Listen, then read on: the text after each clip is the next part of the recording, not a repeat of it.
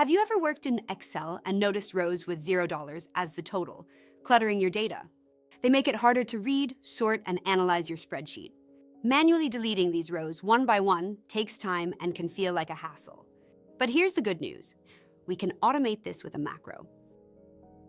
Here's a simple prompt you can use to get AI's help creating that macro.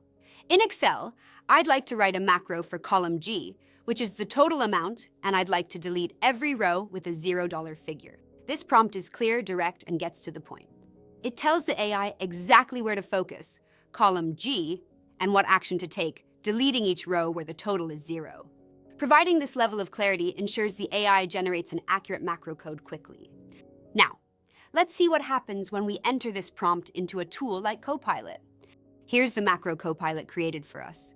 It scans each row in column G, checks if the value is 0, and if it is, deletes that row. By running this macro, you can clean up your spreadsheet in just a matter of seconds. No more manual deleting. To wrap up, when you're tackling simple challenges like removing rows with $0 totals, a clear, direct prompt can quickly guide AI to create the perfect solution. Clear prompts equal clear results. Thanks for watching, and remember, even small prompts can lead to big-time savings.